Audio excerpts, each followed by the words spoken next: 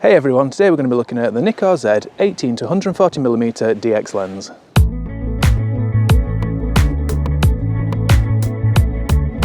So if any of you watch my channel regularly, you might know that on occasion I've got a slight obsession with packing light.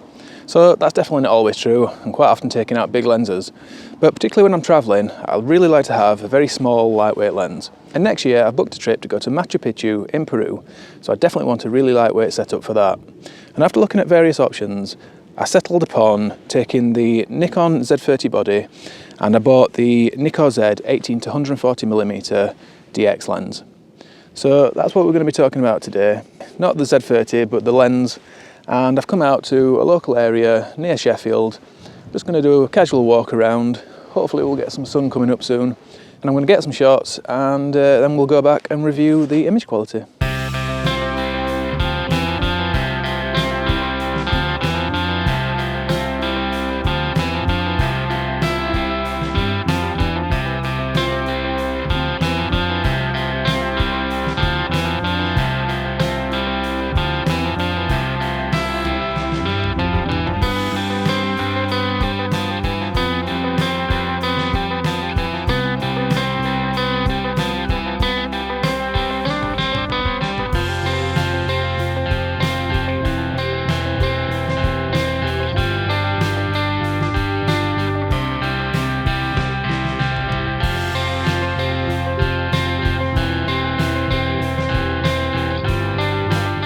So the 18 to 140mm does feel very plasticky and probably not quite as well made as some of the other Z lenses, but it is really small and light. It's about the same length as the 24 to 70mm f4 lens, so considering the focal range of this, that's really good. It does feel a bit scratchy when you extend the barrel. It's smooth, but it's got a kind of slight resistance, as if there's a bit of texture in the plastic, and it just feels a little bit scratchy, and that kind of annoys me a little bit. But I do like the dial. The focus ring, which has got this kind of dotted pattern around it, reminds me of old vintage lenses, and it's really nice to grip, and that's quite smooth to operate. And you can reprogram that to operate the ISO, for example, or aperture and things like that. It doesn't come with a lens hood, although you can buy one. And today, which you won't often see me use, I've got a clear filter on there, just because I want to go really lightweight to Machu Picchu, so I want as little weight and size as possible, and the clear filter will give me some protection but won't take up room in my bag or extra weight.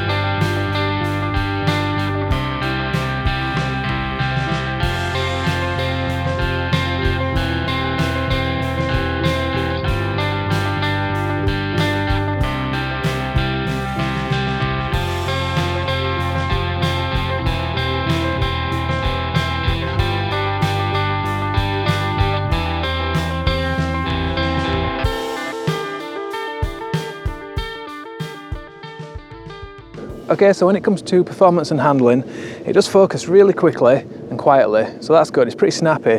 When it's really dark, sometimes it struggles a little bit, but that's to be expected on a crop sensor camera, especially when the aperture range is 3.5 to 6.3 max aperture. That is helped by the VR, so Nikon say that will give you up to an extra 5 stops with that, and it does seem to work really well. But you can't turn the VR on and off with a button, because there are no buttons on this at all, only the dial. So if you want to turn the VR off, you've got to do that in camera. The minimum apertures are in a range of f22 to f40, so at the wide end you'll get f22, at the long end you'll get f40. So you can go really high if you want those sun stars. You can go really narrow with your aperture, high with your f number, and get those really nice sun stars, and they do look really nice actually. And one other really cool thing about this lens is that you can almost do macro with it. It can do 1 to 3, so most macro lenses are like 1 to 1 or 1 to 2, so it's not quite macro, but it does get really close. And coupled with the minimum focusing distance of 20 centimeters, that's going to add extra versatility to an already really versatile lens. So I'm going to wrap up now because there are some sheep around, and I know that Otis definitely wants to go and say hello to them, which is not good. That's why I've got him on the lead at the moment. So I'm going to wrap up, go home. I've got plenty of images at different apertures and focal lengths. We'll have a look at the image quality and I'll finish up there.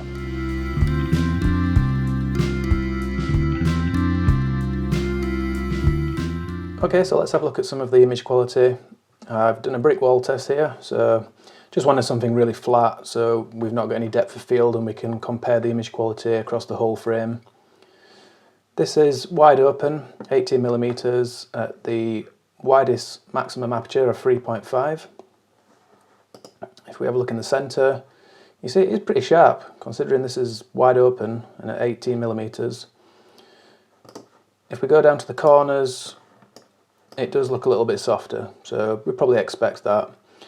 One thing to understand is that with the Nikon Z lenses, they do have built-in profiles, so when you bring them into Lightroom, they will automatically have a profile applied. You see here, built-in lens profile applied, and even though there's a tick box up here to enable or disable the profile corrections, you can't actually turn that on or off.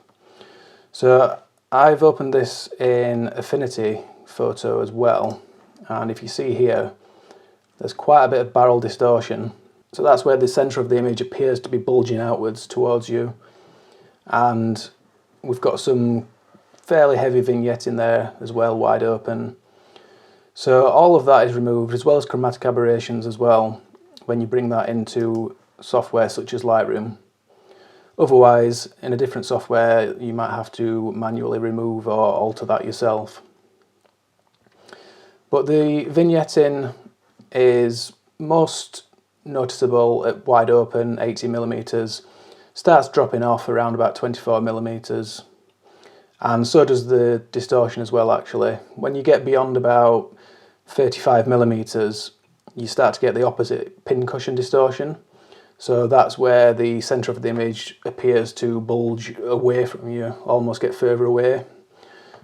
So it's not a deal breaker, especially if you've got software that can correct that, but it is going to look a little bit strange if you're editing the RAWs without any corrections at all. So let's move on. Next shot, we're 18mm, but we're at f4 now.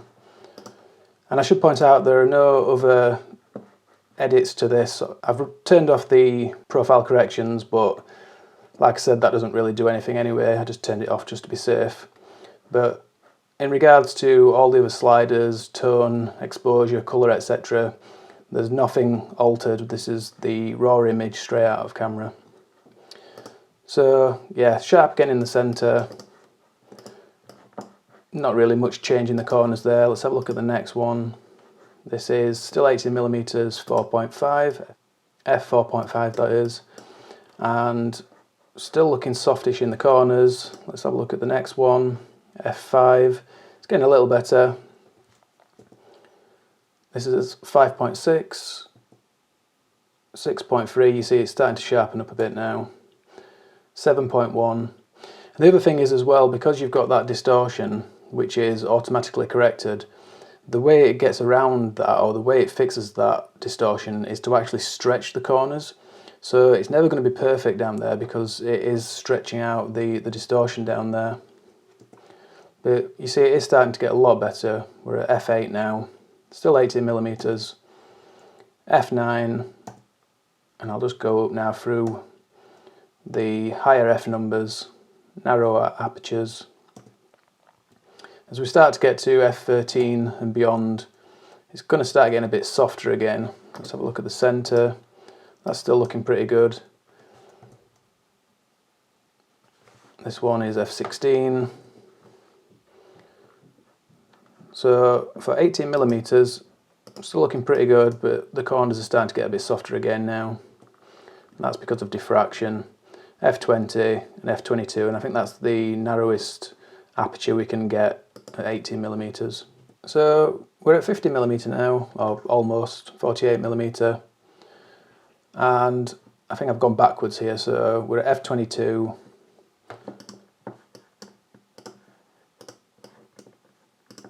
I think that's looking a bit sharper now. f20.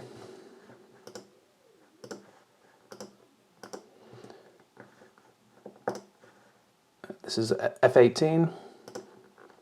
Should be starting to get sharper now. f16. f14. f13. f11. That's starting to look nice and sharp now, especially in the centre. Pretty good at the corner as well. f10. This is f9. f8. This lens is probably sharpest around about f8, I reckon. f7.1, that looks pretty sharp. 6.3 should start to get a bit softer now, in the corners at least. 5.6. f5, yeah, you can see it's starting to get softer now down here. 4.8. Still not looking too bad in the centre. And I think we've reached the maximum aperture there at 4.8 at 50mm. So the next image is 140mm, so we're at the long end now. And this is the widest maximum aperture, so 6.3. So that is definitely not looking as sharp in the middle or the corners at the telephoto end. If we go to 7.1, a little better in the middle, not great at the corner still. f8, starting to get better now, that's not too bad. Corner still a little bit soft. f9, I think that's dropped off now. So centre not too bad, but corner's dropped off even at f9. f10, definitely looking soft now. Centre still not bad.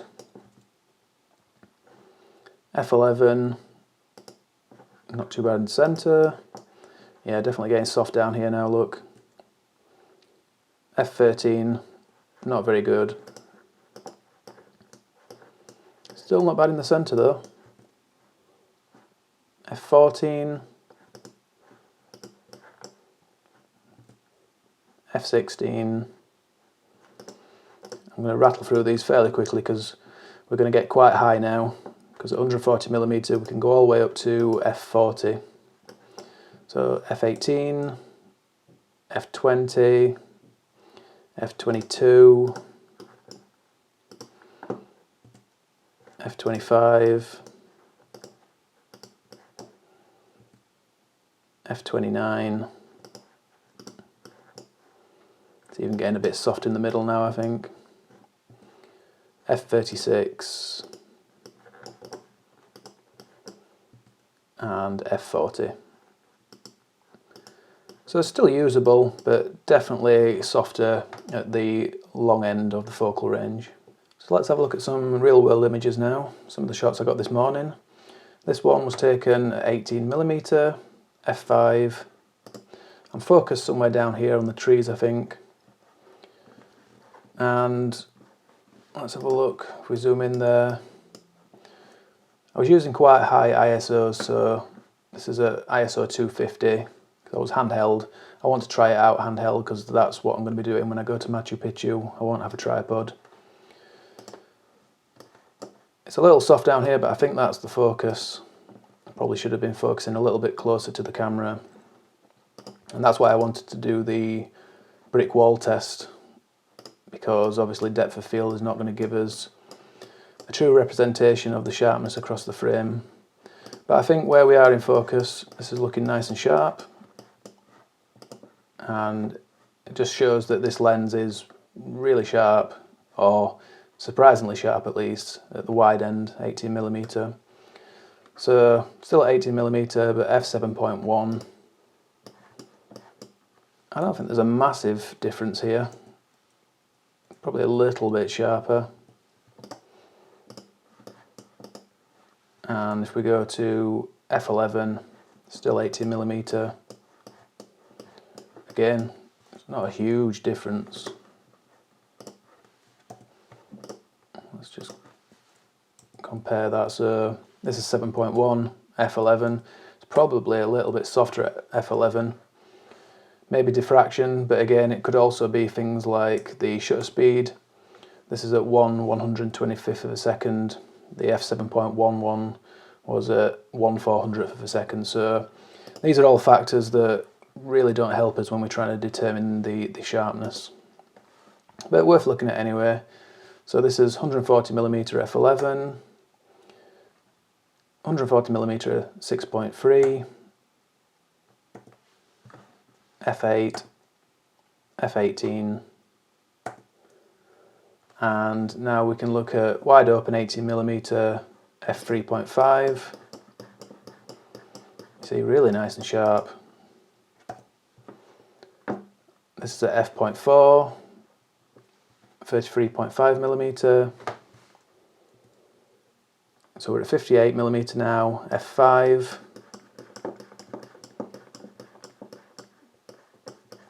And bear in mind, I'm zoomed in at 300% here.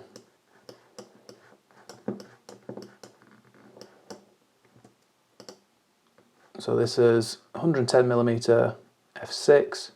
So basically I'm going for the widest maximum aperture here at each focal length. So 110mm f6 is the widest maximum aperture we can get. 140mm, the maximum we can get is f6.3.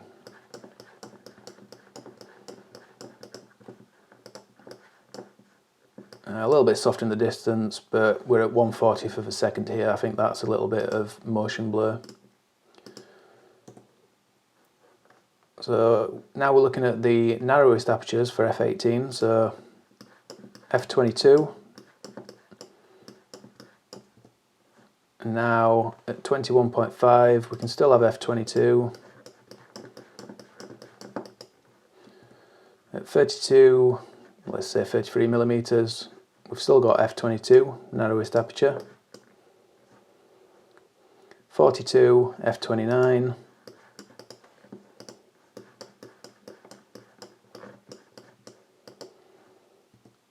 63mm, and we're at f32 now.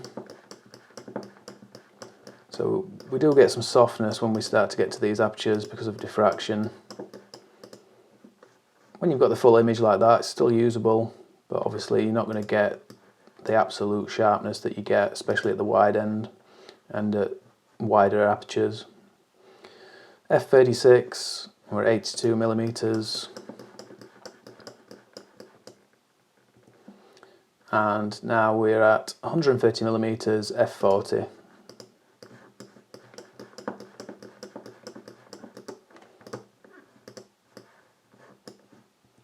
And 140mm.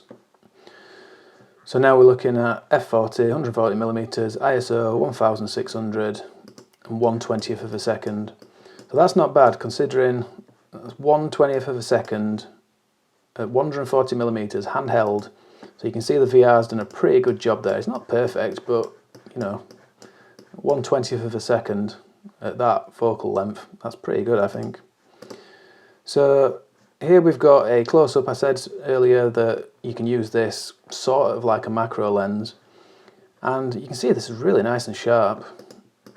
You know, there's no sharpening at all done to this. This is all just out of the camera as a raw.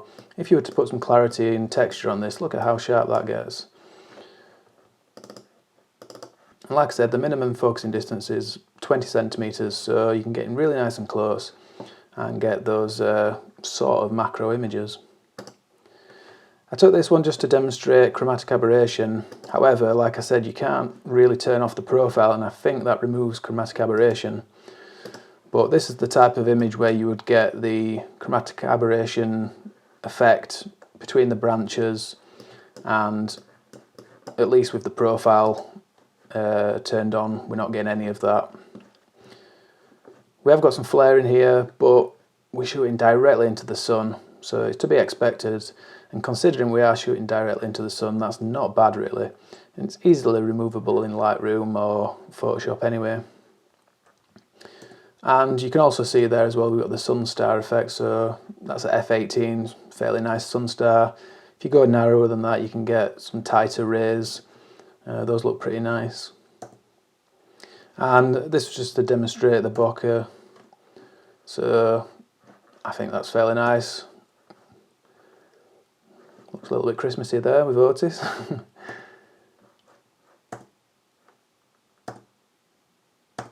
So that's the optical quality. So overall, I think that the Nikkor Z 18 to 140mm DX lens is a really versatile lens and a great option for someone who wants an all-in-one lens solution for travelling and hiking that'll do a lot of things. It's really small, really lightweight, it handles well, and it's surprisingly sharp. But it's not going to be for everyone, and I don't think it's as well made as some of the other Z lenses out there, particularly at this price point.